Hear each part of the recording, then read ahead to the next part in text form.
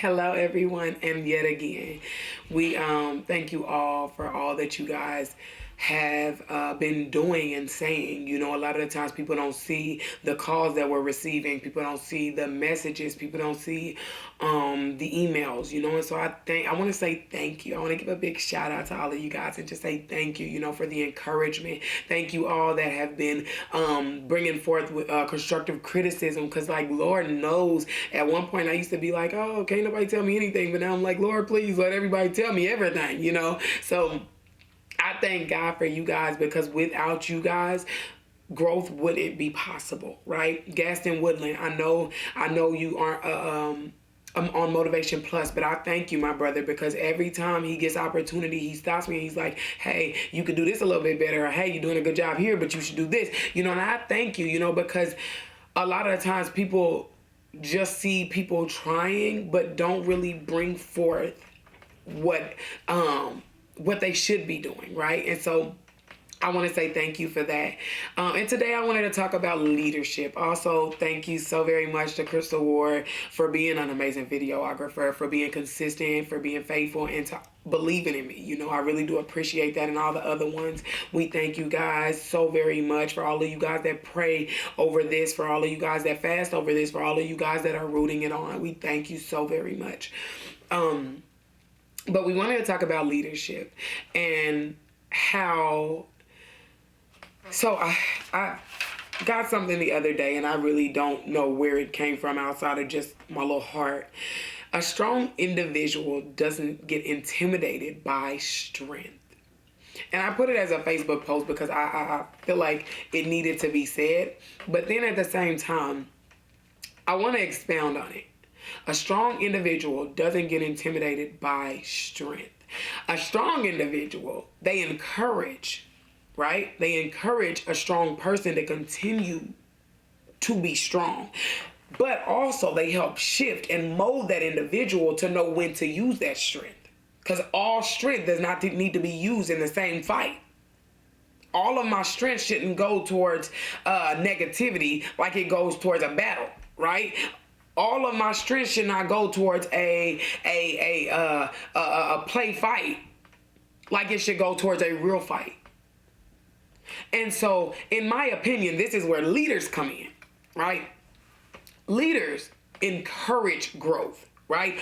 Leaders, real good leaders, will never try to prevent someone's growth, try to stunt someone's growth. This is where jealousy comes in. This is where you feel like, oh, well, you know, maybe if I don't use them, then God won't. No, God will still use them, right?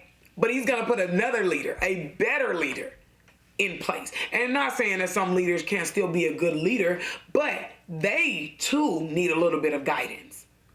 If we're operating in that manner where we're like, oh, well, no, we don't want to use them, we okay, you know, or I'm trying to demote what you have so that I can feel like what I have is okay. That's not how leadership works. I always heard this as a child, and it says we are only as strong as our weakest link. So that means, right, when you go to the army, they're not going to have a whole bunch of sissies. They're not going to have a whole bunch of sissies, because guess what? You never know when you need that individual to stand up. And if they try to stand up and get ran over, guess what? You was only as strong as your weakest link. And guess what? Whenever that tag comes back, United States of America is on it. If they lost that battle, United States of America will be on it. And so with that being said, leaders do not try to prevent strong people from stepping up. They encourage it. Why do you encourage it? Because a lot of people don't want to step up in the first place. And so when leaders encourage it, it brings out that person's potential without them knowing. It makes them comfortable in walking in that potential. But without the constant use of that potential, the individual can get complacent. the individual may never know what they possess. Leaders don't mistreat people. You never know where the diamond in the rough is. You never know who's going to be the biggest in your flock. Some leaders do mistreat people, but guess what? They end up leading a very small few. Some leaders do talk bad about their people, but guess what? They end up having a very, very, very low population. But good leaders. Who doesn't want to follow a good leader? Who doesn't want to have a pastor like Pastor Herman Ginn, where he says, hey, hon, you fail, but I'm not here to condemn you. Now you got to not condemn yourself. Who doesn't want a pastor that's constantly saying, hey, hon, if you feel like it'll work, go ahead, go for it. Who doesn't want that? Who wants a leader that constantly is like, oh, no, that's not going to work. I don't think that's going to work, ever going to work. Who wants that? Now, granted, it's some things and some people, that you may not be able to do everything that they ask you to do. Yes, that happens. But a leader is not going to constantly never do anything that anybody asks. To me, a leader is not just. A leader understands, let me say this. A leader understands that when you win, they win. A person that is not a leader but in a position, they're intimidated because if you win, in their mind they lose. But it's not the case. God has put you there, right? He has put you there because he has trusted you in leadership over these people. Not to abuse your leadership. Not to demote someone else to feel like a leader. But to encourage growth. Listen, God's job and God's constant goal is to elevate, right? So if a leader doesn't create people that will be able to eventually take their position, then guess what? They never elevate. Never elevate, right? But if a leader takes time out to teach these people that's behind them everything they know, eventually they get a position that's higher, right? You don't just stay down there with the people that you taught, right? It's elevation that happens next. Think about it in the work field, in the workforce.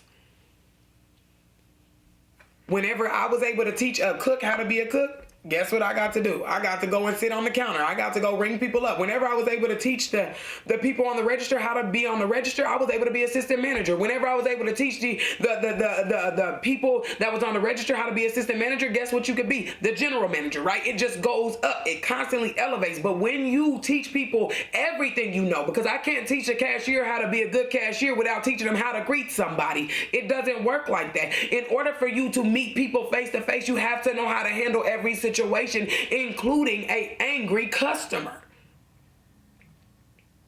So that means I have to teach that person behind me everything that I know. Not some of the things. I can't just teach them what isn't going to make them look better than me. I can't just teach them what isn't going to make them feel less than me, right? I have to teach them everything that they need to know, so that they can be successful in their position so that I can move forward to mine. So now, listen, bad leaders or leaders that need some work. Let me say that, because I don't think it's some bad leaders out there. Let me not say that. But leaders that could use some work. If God ever wants to elevate you, you gotta teach somebody how to do your position better than you. He's not gonna elevate you without you teaching someone to do your position.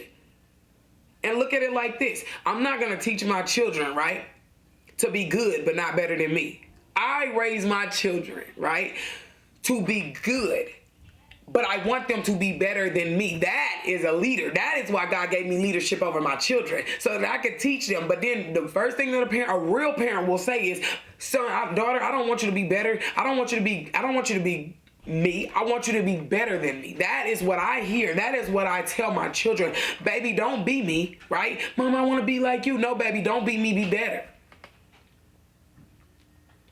Why do we say that? Because we've made some mistakes along the way. Because we sat in some deep holes that we should have been out of a long time ago, right? So whenever we say be better, that is the initial goal for any leader in our world should have. Don't be like me, be better than me. And those people that can teach people everything that they know in that previous position, that means God is preparing them for elevation. When God is preparing you for elevation, then guess what?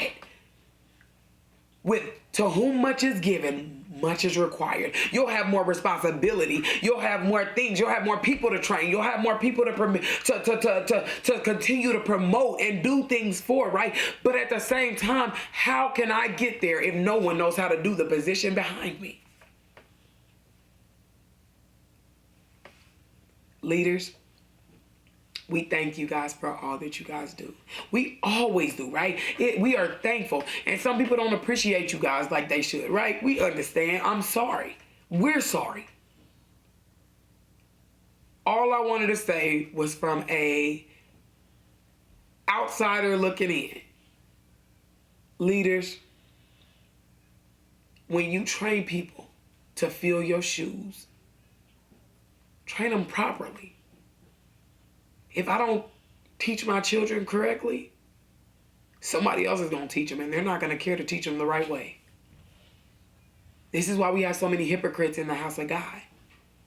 Because some leader, right, brought them up, taught them how to hate people, taught them that they can give up on people, taught them how to just say forget it, taught them how to teach people what they want to teach people and not what they should be teaching people, all that they know.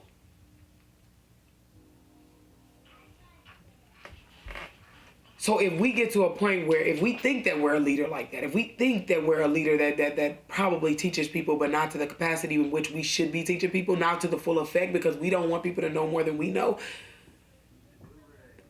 could that mean that we are stunning our own growth? Could that mean that we are preventing ourselves from being successful or as successful as we could be? Could that mean that? Just something to think about. God bless.